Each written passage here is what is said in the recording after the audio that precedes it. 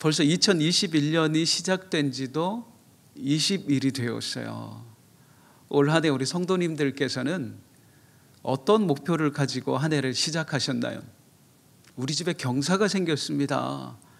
이번에 고등학교 들어가는 저희 막내 아들이 다이어트를 시작했어요. 벌써 한 달째 매일 나가서 추워도 공원에 가서 운동을 하고 와요. 얼마나 결심이 섰는지 세상에 그 좋아하는 밀가루를 끊겠다고 선언한 거 있죠. 라면, 과자, 빵 안 먹겠다는 거야. 힘든 건 저도 덩달아 못 먹고 있다는 거예요. 지난 월요일 날 너무 먹고 싶었어요, 빵이. 그래서 제과점에서 빵을 사다가 우리 아들 몰래 먹었습니다. 그리고 좀 남았더라고요. 그래서 이걸 혹시라도 아들이 보면 먹고 싶은 유혹이 생길까 봐 제가 감춰놨어요. 모르겠지 했는데 그날 저녁에 엄마한테 그러더래요. 저 없을 때. 엄마, 도대체 아빠가 빵을 어디다 감춰놨을까요? 아무리 찾아도 없어요. 이미 제가 먹고 있는 걸 알았던 거예요. 그리고 그걸 계속 찾았던 거예요. 본의 아니게 제가 마귀 노릇한 거 있죠. 오늘 말씀은 가스펠 프로젝트 공과 예수님이 마귀에게 시험 받으신 이야기입니다. 예수님께서 공생애를 시작하시면서 광야로 가셨어요. 40일 동안 금식을 하셨습니다. 이때 마귀가 예수님을 찾아온 거예요. 세 가지 유혹을 하는데요. 첫 번째, 40일 동안 금식하신 예수님에게 말했습니다. 당신이 정말 하나님의 아들이라면 이 돌들로 떡덩이가 되게 하라. 그러자 예수님이 말씀으로 물리치셨죠. 사람이 떡으로만 살 것이 아니요 하나님의 입에서 나오는 하나님의 말씀으로 살 것이니라 했습니다. 두 번째 마귀가 이번엔 어떤 유혹을 하냐면 예수님을 성전 꼭대기로 데려간 거예요. 네가 만일 하나님의 아들이거든 여기서 뛰어내려라. 예수님 말씀으로 또 물리치셨어요. 주 너희 하나님을 시험치 말라 하였다. 마지막 세 번째는 예수님에게 마귀가 천하만국을 보여주었습니다. 그러면서 하는 얘기가 나에게 경배하면 이 모든 것을 너에게 주겠다 하셔요. 그때 예수님이 말씀하시길 주 너의 하나님을 경배하고 다만 그를 섬기라 하였느니라 함으로써 마귀의 시험에 승리하였다는 이야기예요. 자, 오늘 말씀을 통해서 우리 하나님의 음성을 한번 들어보겠는데 크게 세 가지의 주제를 한번 나눠보도록 하겠습니다. 첫 번째는 예수님은 왜 시험 받으셔야 했나? 두 번째, 반대로 그러면 마귀는 왜 어떤 목적으로 예수님을 시험했나? 그리고 마지막 세 번째, 예수님뿐만 아니라 우리도 늘 시험 앞에 서잖아요. 올 한 해도 그렇고요. 시험 앞에서 우리 성도들이 보여야 할 반응은 무엇인가? 이걸 한번 알아보도록 하겠습니다. 첫 번째, 예수님은 왜 시험 받으셔야 했나를 생각해 볼게요. 도대체 우리 예수님은 왜 광야로 가셔서 시험 받으셔야 했을까요? 중요한 성경 구절이 있습니다. 1절은 이렇게 말씀합니다. 그때에 예수께서 성령에게 이끌려 마귀에게 시험을 받으러 광야로 가셨다. 예수께서 성령에게 이끌려 시험 받으셨다. 그렇게 말씀하고 있어요. 그러니까 지금 광야로 간 것도 그리고 40일 동안 금식한 것도 우리가 생각하는 그런 금식보다는 그냥 굶으신 거예요. 물도 음식도 잡수시지 못하고 모두가 예수님 자의로 하신 게 아니다 이 말이죠. 성령에게 이끌리셔. 성령은 성부 하나님의 뜻에 따라 역사하시는 분이잖아요. 즉, 이 시험의 주체는 예수님을 시험받게 하신 분은 바로 성부 하나님이신 거예요. 성부 하나님께서 성령을 통해서 예수님을 광야로 이끄셨고 또 성부 하나님이 예수님을 40일 동안 굶게 하셨고 또 성부 하나님이 예수님으로 하여금 마귀에게 시험받도록 유도하신 거예요. 누가 하셨다? 성부 하나님이 하셨다. 그러니까 예수님은 그저 이 말에 오해 없으시기 바랍니다. 이따가 이제 왜 그렇게 말하는지는 성도님들이 이해하시게 될 겁니다. 예수님은 그저 하나님이 이끄시는 대로 그냥 휘둘리신 거예요. 이 의미를 조금 이따 설명드릴게요. 그게 무슨 말이냐, 왜 중요하냐. 가끔 이렇게 생각하시는 분들이 있어요. 아니, 예수님이 마귀에게 시험 받고 그 시험을 이겨내는 게 뭐가 그렇게 어려운 일일까? 하나님이시고 능력이 있으시고 우리랑 다르시잖아요. 당연히 이기시는 거 아니야? 예수님이 우리처럼 믿음이 없는 것도 아니고 하나님을 아는 지식이 충만하시고, 아니 그런 분이, 그리고 또 말씀 한마디로 병자를 치유하고 귀신을 쫓아내고 이런 능력이 있으신 분이 마귀의 시험 정도는 이겨내시는 게 당연한 거 아니야? 솔직히 우리랑 비교가 안 되는 분이 마귀의 시험을 이겼다, 이거 우리에게 사실 어쩌면 큰 감동으로 다가오지 않아요.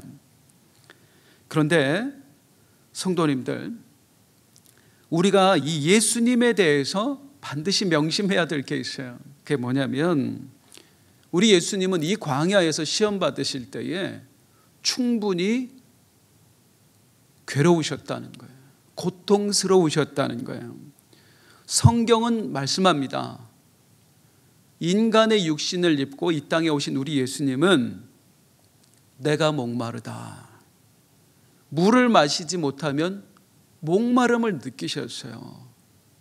인간의 몸을 입고 오신 예수님은 성경에 줄이신지라 먹지 못하면 배고프셨어요. 또 요한복음에 예수님이 길 가시다가 피곤하여라는 구절이 있어요. 예수님이 오래 걸음을 걸으시면, 또 잠을 못 주무시면 예수님도 피곤하셨어요. 채찍에 맞고 못에 박히고 예수님 아프셨어요. 성경이 표현하는 게 뭐예요? 무거운 십자가를 홀로 지고 가다가 넘어지셨어요. 무릎이 탈골되셨어요. 그처럼 예수님은 우리처럼 똑같이 연약하셨어요. 그 연약하신 분이 물 없고 음식이 없는, 또 길 없는 광야에서 40일 동안 지내야 된다? 예수님으로서도 충분히 고통스러운 상황이었다, 이 말입니다. 그런데 예수님이 왜 이렇게 고통스러운 상황에 처하게 되셨다고요? 성령에게 이끌리시어예요. 예수님 스스로 고통의 상황으로 들어가신 게 아니다, 이 말입니다. 하나님께서 예수님을 이 고통의 상황으로 몰아넣으셨다는 거예요. 그래서 이 똑같은 기사를 마가복음에서도 기록하고 있는데, 마가복음 1장 12절은 이렇게 말해요. 성령이 곧 예수를 광야로 몰아내신지라. 예수님 자의로 간 게 아니라는 거예요. 일방적으로 하나님이 예수님을 광야로 몰아내셨다는 거예요. 도대체 왜 그렇게 하셨을까? 성부 하나님. 아니, 우리는 삼위일체를 믿잖아요. 성부 하나님이나 성자 하나님이나 똑같으신 하나님이란 말이에요. 우리 예수님을 성경은 뭐라고 표현해요? 하나님과 본체시다, 그래요. 즉 성부, 성자, 성령 하나님은 그 영광과 그 권능에 있어 동등하세요. 그런데 오늘 말씀은 뭐라고 표현하냐면, 그 동등하신 삼위일체 하나님 중에서 성부 하나님께서 성자 예수님을 일방적으로 광야로 몰아내셨다. 또 예수님은, 이 표현도 이해해 주세요, 마치 바보처럼 그 하나님에 떠밀려서 광야로 가셨고, 거기서 40일을 일방적으로 굶으셨고, 심지어 마귀에게, 하나님이심에도 불구하고 마귀에게 시험을 당하는 수모까지 겪으셨다 하는 겁니다. 왜 그러해야 했나? 이제 잘 들어보세요. 사랑하는 성도님들, 우리 예수님이 왜 이 땅에 사람의 몸을 입고 오셨지요? 우리를 구원하시기 위해서. 무엇으로부터? 죄로부터 우리를 구원하시기 위해 오신 줄로 믿습니다. 그런데 예수님께서 우리를 죄로부터 구원하시기 위해 오셨다 했는데, 우리가 구원받아야 될 그 죄에 대해서 잠깐만 생각해 보자는 말이에요. 우리는 어떤 죄로부터 구원받아야 되는 걸까요? 인간은 하나님께 어떤 죄를 지은 걸까요? 인간이 지은 죄를 한마디로 정의하면 이렇습니다. 하나님을 거역한 죄입니다. 선악을 알게 하는 나무의 열매는 먹지 마라. 그것을 먹는 날에는 네가 정령 죽으리라. 하지만 먹었어요. 왜 먹었어요? 맛이 너무 궁금해서? 배가 고파서? 아니에요. 성경이 분명하게 그 이유를 밝히고 있어요. 하나님처럼 되려고 해요. 인간의 죄는 그 근본으로 들어가면 뭐가 있냐면 하나님을 거역하는 거예요. 자, 창세기로 가서 조금만 더 깊이 알아보겠습니다. 본래 하나님께서는 우리를 어떤 존재로 지으셨냐 할 때 창세기 1장 26절 하나님 스스로 말씀하세요. 하나님이 이르시되 우리의 형상을 따라 우리의 모양대로 우리가 사람을 만들고 그들로 목적이죠. 바다의 물고기와 하늘의 새와 가축과 온 땅과 땅에 기는 모든 것을 다스리게 하자. 그들로 다스리게 하자. 하나님은 우리를 왜 만드셨냐면 하나님이 만드신 세상에 청지기로 만드신 거예요. 그래서 우리의 존재는 어떤 존재냐? 하나님께서 주신 권위 안에서 하나님의 뜻대로 살아가야 하는 존재인 거예요. 다시요. 하나님은 우리를 청지기로 지으셨어요. 인간을 결코 자기 마음대로 살아가는 존재로 짓지 않으셨다는 겁니다. 그들로 다스리게 하자잖아요. 그들로 다스리게 하자. 우리는 하나님께서 우리에게 맡기신 사명을 성실히 감당해야 되는 존재로 지음받았어요. 주인이신 하나님의 뜻을 위해 순종해야 되고 복종해야 되는 존재로 지음을 받았어요. 그래서 처음 하나님께 지음받은 존재, 창조의 원형의 삶의 본질이 뭐냐면 하나님의, 아까도 말씀드렸습니다만 하나님의 청지기인 거예요. 한번 따라 하시겠습니다. 나는 하나님의 청지기이다. 하나님은 우리를 청지기로 지었어요. 청지기는 주인의 뜻대로 살아가야 돼요. 주인께 복종하며 살아야 돼요. 그런데 청지기로 지음받은 사람이 이 위치를 거부했다고요. 하나님의 뜻을 거역했다고요. 선악과를 먹으면서 선언해버린 거예요. 나는 더 이상 당신의 뜻대로 살지 않겠습니다. 이제 나는 당신을 위해 살지 않겠습니다. 이제는 나를 위해, 이제는 내 뜻대로 살아가겠습니다. 종이 주인에게 반역을 일으킨 거예요. 하나님의 권위에 명백하게 도전한 거예요. 이 죄로 인하여서, 하나님을 거역한 이 죄로 인하여서 인간이 하나님께 버림을 당한 겁니다. 이걸 멸망이라고 부르는 거예요. 우리 예수님은 이 멸망으로부터 우리를 건져내시기 위해 왔어요. 자, 다시 잘 설명을 들어보세요. 멸망으로부터 인간이 구원받기 위해서는 어떤 길이 있을까요? 딱 한 가지 길을 하나님이 열어놓으셨어요. 뭐냐면 인간이 지은 그 죄값을 누군가는 대신 치러내야 된다는 거예요. 잘 아시기에 이렇게 설명드립니다. 죄의 값은 사망, 죽음이잖아요. 즉 하나님을 거역한 죄로 인해 죽어야 될 인간, 그 인간을 대신해서 누군가가 그 죽음의 값을 치러낸다면 인간은 그 죄로부터 건짐을 받게 되는 거예요. 그 일을 위해 우리 예수님이 사람의 몸을 입고 이 땅에 오신 거예요. 간단하게 설명드렸습니다. 그러면 여기서 다른 건 생략하고 오늘 말씀에 맞는 중요한 주제만 한번 다뤄볼게요. 예수님께서 이 땅에 오신 이유가 뭐다? 사람을 죄로부터 구원하시기 위해. 그런데 사람의 죄가 어떤 죄였다? 하나님을 거역한 죄. 하나님을 거역한 죄로부터 인간을 건지시기 위해 예수님이 이 땅에 오셨어요. 그렇다면 그 예수님은 어떤 분이어야 할까요? 어떤 분이어야 할까요? 하나님을 거역한 죄로부터 인간을 건지시기 위해 오신 메시아는 어떤 분이어야 돼요? 그 반대의 모습이어야 돼요.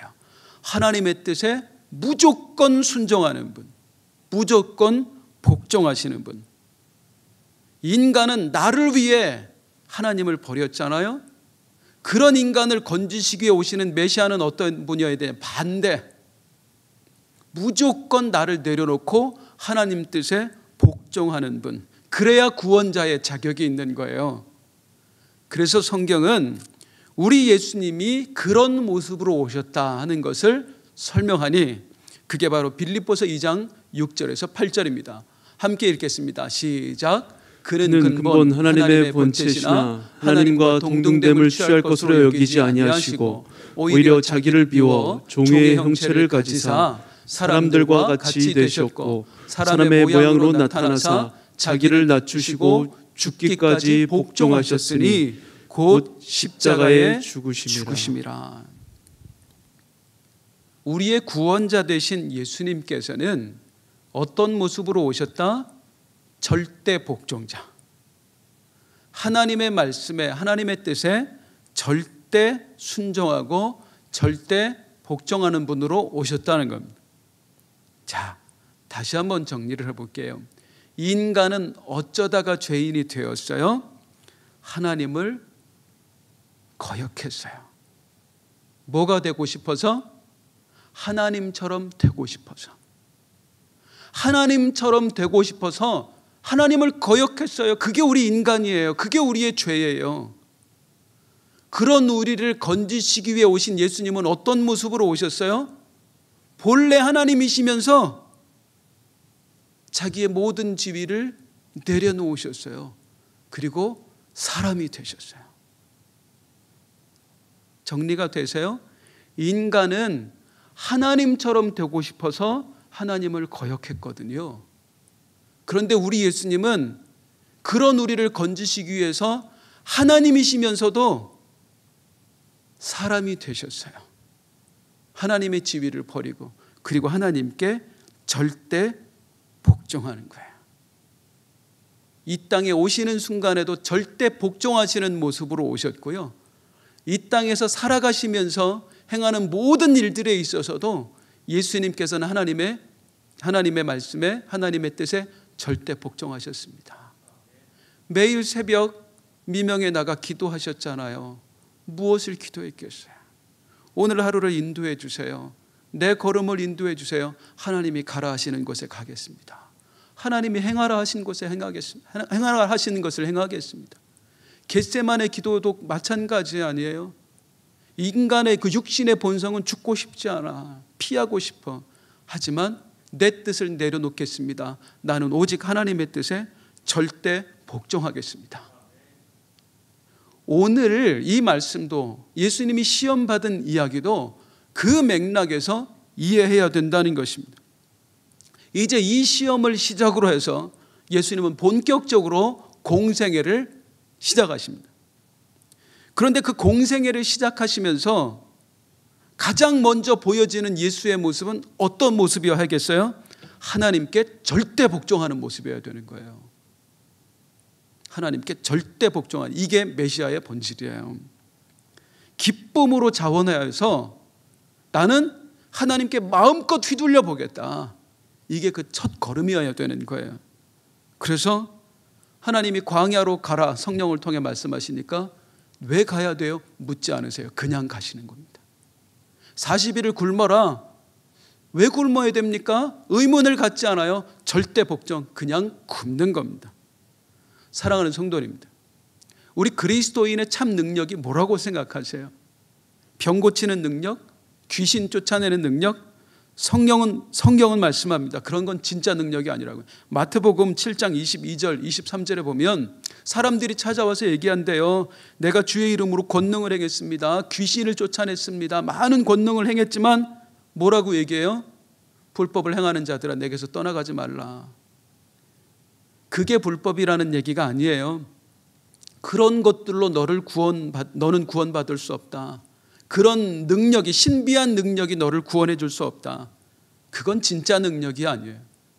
그럼 진짜 능력은 무엇일까요? 고린도후서 12장 9절에 보니 바울 사도 고백하는데 나에게 이르시기를 내 은혜가 내게 족하도다 이는 내 능력이 약한 데서 온전하여짐이라 하신지라. 그러므로 도리어 크게 기뻐함으로 나의 여러 약한 것들에 대하여 자랑하리니 이는 그리스도의 능력이 내게 머물려 함이라. 바울 사도가 기도했거든요. 하나님, 나 너무 힘들어요, 아파요. 그런데 하나님이 안 들어주셨어요. 그냥 너에게 있는 것이 족하다. 그러니까 바울 사도가 그걸 받아들여요. 그리고 기뻐하고 오히려 나의 약한 것을 자랑하면서 내가 약하니까 하나님이 드러날 수 있겠지. 참 그리스도인의 능력은 뭐냐면 어떤 불이익이 나에게 있을지라도 그게 하나님의 뜻이라고 믿는다면 그냥 신뢰해버리는 거, 받아버리는 거, 절대 복종하는 거. 이게 진짜 참 그리스도인의 능력인 줄로 믿습니다. 우리 예수님께서 그런 모습으로 이 땅에 오셨다는 거예요. 또 그런 모습으로 삶을 살아가셨다는 거예요. 오늘 이 광야의 시험에서도 마찬가지라니까요. 너 광야로 가. 왜 가야 돼요? 묻지 않으세요. 굶어. 언제까지요? 의문을 갖지 않으세요. 그냥 굶는 거예요. 그저 하나님의 이끄심에 절대 복종. 이게 바로 우리의 구원자 되시는 예수님의 공생의 첫걸음이었습니다. 자, 이제 두 번째로, 그럼 사탄은 어떤 목적으로 예수님을 시험했을까, 유혹했을까? 그 사탄의 시험 목적을 한번 보도록 하겠습니다. 사탄이 예수님을 시험한 내용은 세 가지지요. 크게 이 돌들로 떡덩이가 되게 하라. 그 다음에 여기서 뛰어내려라. 세 번째, 나에게 경배하면 이 천하만국을 너에게 주겠다 하는 거였습니다. 이 시험에 대해서도 조금은 오해가 있는 것 같아요. 뭐냐면 성경 공부의 영향인지 아니면 신학을 너무 깊이 공부한 분들의 영향인지 몰라도 우리가 말씀을 조금 지나치게 쪼개서 보는 경향이 있는 것 아닌가. 무슨 말인가 하니 이 마귀가 시험한 세 가지를 너무 단계적으로 보는 경향이 있다는 거예요. 설명드려 볼게요. 우리 학생들이 학교에서 시험을 보면 과목별로 보잖아요. 1교시 국어, 2교시 영어, 3교시 수학. 생각만 해도 머리가 아프네요. 그런데 마귀가 예수님을 시험할 때에 이렇게 세분화된 시험을 가지고 왔다. 그래서 처음에는 무력을 시험했고, 두 번째는 명예욕을 시험했고, 세 번째는 권력욕을 시험했고, 이런 식으로 많이 해석합니다. 그런데 물론 세분화해서 보면 그게 맞는 말일 수도 있어요. 일부 맞는 말일 수 있지만 웃기잖아요. 마귀가 시험지 3개 갔다 와서 이거 통과했네. 그럼 이것도 통과했네. 세 번째, 너 메시아. 이거 말이 안 되잖아요. 조금 기분 나쁘시겠지만, 굉장히 기분 나쁘시겠지만 잠깐 우리 마귀 입장에 한번 돼보겠습니다. 마귀가 예수님을 볼 때에 가장 걱정되는 게 뭘까요? 제일 신경 쓰이는 거. 이 사람이 정말로 메시아가 맞을까? 진짜 메시아면 어떡하지? 걱정 안 되겠어요? 마귀는 이미 에덴 동산에서 하나님으로부터 이 말씀을 들었습니다. 창세기 3장 15절.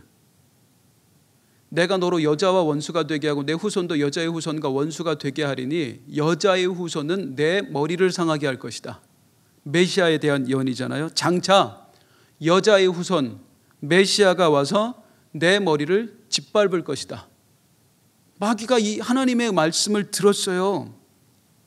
이 말씀을 들은 이후로 마귀의 제1관심사가 뭘까요? 자나깨나 여자의 후손 조심. 메시아가 언제 올 것인가? 그래서 그때로부터 마귀는 진짜 메시아는 하나님이 감춰 놓으셨잖아요. 누군지 모르잖아요. 메시아처럼 보이는 사람 아니면 메시아의 혈통일 것 같은 가문 무차별로 공격합니다. 아브라함, 이삭, 야곱, 요셉 수없이 기근을 보내고요. 사람으로 저들을 죽이려고 하고요. 수없이 시도해요. 모세가 태어날 때는 이 사람이 혹시 메시아일까? 그래서 아예 사내 아이들 나일강에 다 던져 죽게 만들어요. 이스라엘 백성들이 바벨론 포로로 잡혀갔을 때는 아예 메시아의 혈통을 없애버려야 되겠다. 하만 같은 사람을 이용해서 민족의 씨를 말리려고 했어요. 무엇 때문에? 메시아가 나오지 못하도록, 여자의 후손이 오지 못하도록. 이게 마귀의 최고 관심사라는 거예요. 그런데 정말 마귀를 신경 쓰게 하는 분이 또 오신 거예요. 예수님이에요. 이 예수님도 혹시 메시아일까 싶어 죽이려고 했어요. 헤로드 왕을 통해서 사내 아이들 다 죽게 만들었습니다. 그런데 살아남았어요. 그리고 이 시험이 있기 얼마 전에 예수님이 요단강에 가서 세례를 받으셨거든요. 세례를 받을 때 마귀 기절할 뻔했습니다. 하늘이 열리고 성령이 비둘기같이 내리더니 예수님 위에 임하는 거예요. 그리고 하늘에서 소리가 나기를 이는 내 사랑하는 아들이요 내 기뻐하는 자라. 우리 마귀님 입장에서 얼마나 깜짝 놀랐겠습니까? 얼마나 겁이 났겠습니까? 그리고 주의해서 예수님의 행적을 살펴보고 있는 거예요. 그런데 마귀가 호기를 잡습니다. 아니, 이 예수님이 광야로 가시는 거예요. 그냥 가시는 것도 아니고 하나님이 예수님을 광야로 몰아내셨어요. 40일을 굶게 하셨어요. 이상하다. 하나님이 당신의 아들한테 아들이라고 해놓고 왜 저렇게 하시지? 저 사람이 정말 하나님의 아들일까? 혹시 어쩌면 메시아를 무너뜨릴 수 있는 기회를 잡을 수도 있겠는데? 찾아가요. 그리고 이야기하는 겁니다. 3절, 시험하는 자가 예수께 나와서 이르되 내가 만일 하나님의 아들이거든 당신이 하나님의 아들입니까? 그렇다면 명하여 이 돌들로 떡덩이가 되게 하라. 이게 무력을 시험하는 거예요. 하나님의 아들이면 능력을 보여라, 그 정도 아니에요. 이건 메시아의 정체성을 건드리려는 질문이에요. 메시아의 정체성이 뭐라고요? 내 뜻은 버리고 하나님의 뜻에 절대 복종하는 존재. 예수님이 그런 존재로 이 땅에 오셨단 말이에요. 그런데 하나님이 그런 메시아를 지금 너무 고통의 상황에 처하게 하신 거예요. 일방적으로. 그걸 파고 들어가죠, 마귀가. 메시아의 심리를 넘겨 짚어가면서 유혹을 하기를, 아니 왜 바보같이 굶고 있어? 이러다 죽어. 당신 하나님의 아들 맞아? 혹시 하나님이 당신을 버린 건 아닐까? 에덴 동산에서도 아담과 하와가 하나님처럼 되려고 하니까 마귀가 쫓아냈잖아. 이번 기회에 삼위일체 그 동등한 지위를 하나님이 깨부시려고 하는 건 아닐까? 이대로 있으면 굶어 죽어. 그러니까 이제 그만 하나님의 뜻을 따르고 먹어. 저 돌 얼마든지 음식으로 만들 수 있는 능력이 있잖아. 그렇게 해. 그냥 여기서 죽지 말고 하나님의 뜻을 거역해. 그래요. 이 돌들로 떡덩이가 되게 하라. 이거는 능력을 보이라는 질문이 아니에요. 이 질문의 본질은 뭐냐면, 이 유혹의 본질은 뭐냐면 똑같습니다. 하나님을 거역하라는 거예요. 태초에 에덴 동산에서 아담과 하와를 무너뜨렸던 바로 그 유혹과 동일한 유혹인 거예요. 왜 바보같이 하나님께 복종하고 살아? 너에게 충분한 능력이 있잖아. 또 하나님처럼 될 수 있어.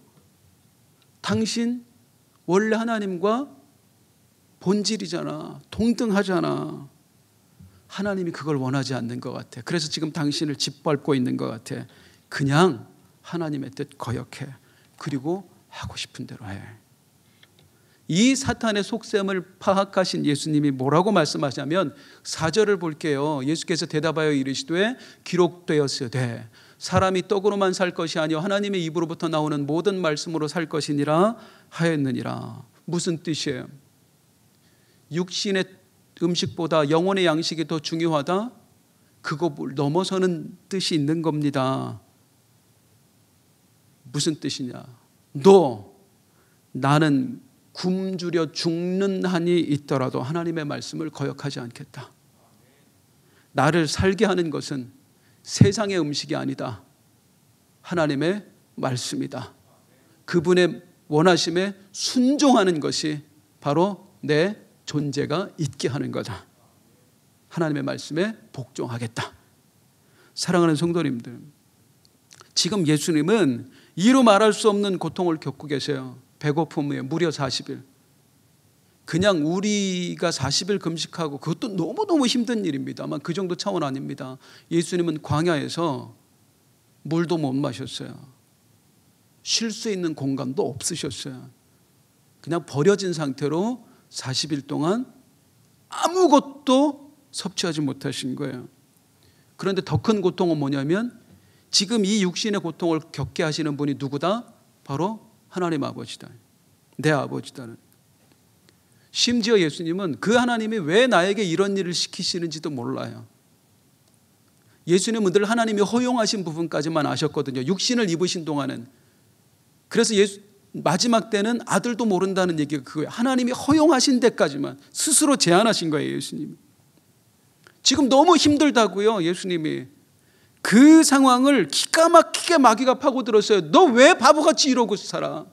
왜 하나님의 뜻에 복종하고 있어? 너에겐 충분한 능력이 있잖아. 거역해. 그게 네가 사는 길이야. 그 유혹에 우리 예수님이 온 힘을 다해 선포하신 거예요. 심지어 굶어 죽는 한이 있더라도 나는 하나님의 뜻을 거역할 수 없다. 내가 사는 길은 오직 하나님의 말씀에 복종하는 것이다. 이 고백이 올 한 해에 우리 모두의 삶 가운데 일어나는 고백이 되기를 주님의 이름으로 축원합니다. 두 번째, 세 번째는 간단하게 볼게요. 같은 맥락이니까요.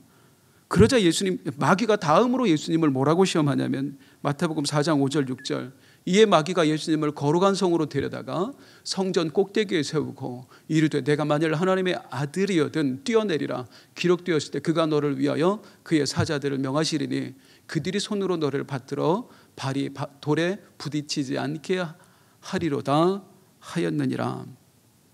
이것도 깊이 보면 여러 가지 의미가 나오겠습니다만은 오늘은 간단히 설명드리겠습니다. 처음 유혹과 같은 맥락이에요. 그렇게 하나님을 신뢰해? 그렇게까지 하나님의 말씀을 신봉해? 너 정말 하나님을 믿어? 하나님이 너 안 버린 것 같아? 그러면 한번 뛰어내려봐. 정말로 하나님이 널 아직도 아들로 생각하신다면, 너를 삼위일체 한 위격으로 생각하신다면 네가 뛰어내릴 때 천사를 보내서 널 지켜주실 거야. 한번 시험해봐. 진짜 하나님이 널 사랑하는 게 맞는지, 안 버린 게 맞는지 자신 있어? 이것도 똑같은 거라니까요. 하나님을 의심해라. 하나님을 거역하라. 이에 대한 예수님의 대답이 뭐예요? 마태복음 4장 7절이에요. 예수께서 이르시되 또 기록되었을 때 주 너희 하나님을 시험하지 말라 하였느니라. 단순히 성경에 하나님을 시험하면 안 된다고 그랬어, 이런 차원이 아니라고요. 나는 어떤 순간에도 하나님을 신뢰한다. 나를 향한 하나님의 사랑을 나는 의심하지 않는다. 굶어 죽을지언정 나는 하나님을 신뢰한다. 끝까지. 사랑하는 성도님들, 이게 절대 복종입니다. 이게 진짜 믿음입니다. 믿음은 끝까지 신뢰하는 거예요. 올 한 해 이런 믿음이 우리에게 있기를 축원합니다. 이제 세 번째 마귀의 시험을 보도록 할게요. 이것도 같은 맥락이에요. 8절 9절입니다. 마귀가 또 그를 데리고 지극히 높은 산으로 가서 천하만국과 그 영광을 보여 이르되 만일 내게 엎드려 경배하면 이 모든 것을 내게 주리라. 혹시 성도님들께서는 이 시험이 이상하다고 생각해 본 일 없으세요? 저는 예전에 그런 생각을 했었어요. 아니, 이게 예수님한테 시험거리가 되나? 아니, 이 천하만국, 보이는 천하만국이 아니라 우주의 주인이시잖아요. 영의 세계와 육의 모든 세계의 주인이신 분에게 고작 이 눈에 보이는 거 보여주면서 유혹한다는 게 유혹거리가 되나? 예를 들자면 10조의 재산을 가진 사람한테 10억 가지고 가서 유혹하는 거나 마찬가지잖아요. 그런데 그런 뜻이 아니라는 겁니다. 마귀는 지금 예수님에게 최후의 제안을 하는 거예요. 뭐라고요? 너 말이야, 그런 독재자 하나님, 네 뜻을 무시하고 막무가내로 너에게 복종만 요구하시는 하나님, 이제 그 하나님 손 뿌리쳐라. 뿌리쳐라. 그리고 나와 함께 손을 잡자. 나와 함께 손을 잡고 이 천하만국을 우리가 다스려보자. 나는 너 예수의 자유의지를 마음껏 보장해 줄 거야. 너를 이 땅에 보내서 이 고통을 당하게 하시는 하나님하고 나는 달라. 그러니까 이제 그만 그 구질구질한 삶 청산하고 네 마음껏 누리면서 네가 가진 능력으로 권력자의 삶을 한번 살아봐. 얼마나 달콤한 유혹이에요. 네 마음대로 살아봐. 하지만 이 역시 이전의 유혹들과 같은 맥락, 하나님을 거역해라. 이에 대한 예수님의 대답을 한번 볼까요? 마태복음 4장 10절입니다. 이에 예수께서 말씀하시되 사탄아 물러가라. 기록되었을 때 주 너희 하나님께 경배하고 다만 그를 섬기라 하였느니라. 지금까지 말씀의 흐름으로 볼 때 이게 무슨 대답이겠어요? 나는 결코 하나님의 손을 놓을 수 없다. 나는 끝까지 하나님을 인정하고 하나님만 경배하고 하나님만 섬기면서 그분 아래에서 나는 복종의 삶, 순종의 삶을 살겠노라 선언하시는 거예요. 그리고 이 마귀의 시험 이야기는 이렇게 결론을 맺습니다. 11절, 이에 마귀는 예수를 떠나고 천사들이 나와서 수종드니라. 제 말씀을 마무리 빨리 해야 될 것 같은데 이 구절을 한번 설명드려 볼게요. 천사들이 나와서 수종드니라. 성도님들은 여기에 대해서 어떤 느낌이 드세요? 이게 무슨 의미일까? 계속해서 반복해 묵상하는 중에 갑자기 이렇게 느껴지더라고요. 그냥 제가 받은 느낌이에요. 아, 천사들이 감동받았구나. 감동받았구나. 자, 예수님과 지금 사탄이 대결하고 있습니다. 이 대결이 어디에서 이루어지고 있죠? 광야입니다. 광야는 누가 있어요? 아무도 없어요. 정말 아무도 없어요? 눈에 보이는 것들만 아무도 없어요. 이 광야의 영적인 눈을 들어보면 누가 계시냐면 먼저는 뭐 사람들과는 비교도 되지 않는 가장 존귀한 존재이신 우리 하나님이 보고 계시고 뿐만 아니라 그 하나님을 수종들고 하나님을 경배하는 수많은 12영도 되는 천사들이 이 마귀와 예수님의 시험의 장면을 지켜보고 있어요. 물론 마귀의 졸개들도 함께 지켜보고 있죠. 그 자리에서 예수님과 마귀의 시험이 있어지고 마귀가 너무나 기막힌 언변으로 메시아의 심리를 파고들면서 예수님을 시험하고 유혹하고 있단 말이에요. 응원하고 있어요. 스스로 대비해 볼 때 나 같으면 저기에 넘어갈 것 같은 거예요. 저런 유혹에 얼마든지 무너질 것 같은 거예요. 천사들도 이해가 안 돼. 왜 예수님에게 저런 고통을 주는지. 그런데 그때에 예수님의 한마디 한마디, 세상에 하나님과 같은 위격이심에도 불구하고 이 땅에 어쩌면 내쳐진 그분이 하시는 말씀이, 지금 고통에 처하신 그분이 하시는 말씀이, 나는 끝까지 하나님만 신뢰한다. 나는 끝까지 하나님을 복종하겠다. 그러면서 마지막 그 순간에 40일 굶으시고 음식도 못 먹고 물도 드시지 못한 분이 마귀의 시험에 승리하며 지쳐 쓰러질 때에 전 천사들이 달려간 것 같더라고요. 예수님한테 너무너무 감동받아서. 그러면서 뭐라고 얘기했을까? 그래, 이게 진짜 하나님의 아들의 모습이지. 이게 진짜 하나님의 아들의 모습이지. 그 수종드니라 해서 그게 느껴지더라고요. 마귀는 네가 하나님의 아들이거든, 이런 능력을 보여봐. 네가 하나님의 아들이든 네 마음대로 한번 살아봐. 네가 하나님의 아들인데 왜 하나님 뜻대로 휘둘려야 돼? 이렇게 하나님의 아들의 정체성을 말했다면 아니라는 거예요. 하늘의 하나님과 천사들은 맞아, 그게 하나님의 아들의 모습이지. 어떤 불이익이 있더라도 절대 복종하는 거, 어떤 위협이 있더라도 하나님을 절대 신뢰하는 거, 그게 진짜 하나님의 아들의 모습이지. 하지 않겠습니까? 사랑하는 성도님들, 진짜 성도는 어떤 사람이어야 할까요? 아까도 말씀드렸습니다만 제가 주의 권능으로 이런 일을 행했습니다. 저런 일을 행했습니다. 내가 드려지는 모든 기도 제목마다 응답되고 축복이 임하고 평안이 임하고, 물론 하나님은 복을 주시길 원하십니다. 그래야 진짜 참 그리스도인, 능력 있는 그리스도인일까요? 하나님이 그런 성도 응원하실까요? 너무 힘들지만, 너무나 아프고 너무나 고통스럽지만, 때로는 왜 그렇게 오랫동안 하나님을 섬겨오고 기도했던 나에게 이런 고통을 하나님은 허락하시지? 하나님의 뜻을 도무지 깨달아 알 수 없고 이해할 수 없지만, 그럼에도 불구하고 그래, 그분은 나의 하나님이야. 그분의 내가 알지 못하는 뜻이 있겠지. 그래도 나는 하나님을 신뢰합니다. 그래도 나는 하나님께, 당신께 복종하며 순종하며 살겠습니다. 이게 참 그리스도인 아니겠어요? 우리 예수님은 얼마든지 누리실 수 있는 분이었어요. 고통하고 전혀 상관없는 그런 존재로 살아가실 수 있었어요. 근데 그분은 나를 위해 모든 걸 스스로 포기하셨어요. 고통으로 들어오셨고요, 자신의 능력을 제한하셨고요, 절대 하나님께 복종하는 길을 선택하셨어요. 이 시험을 이겨내시며 시험을 이겨내신 예수님이 오늘 나에게도 말씀하십니다. 너도 하나님의 아들이잖아. 너도 하나님의 딸이잖아. 하나님이 너를 양자로 삼으셨어. 양녀로 삼으셨어.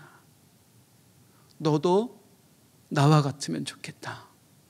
어떤 순간에도 하나님을 인정하고, 어떤 일들 가운데서도 흔들리지 않으며, 무슨 상황 속에서도 하나님께 절대 복종하는 존재, 너도 나와 같으면 좋겠다. 너도 참 하나님의 아들이었으면 좋겠다. 올 한 해 그렇게 한번 살아보십시다.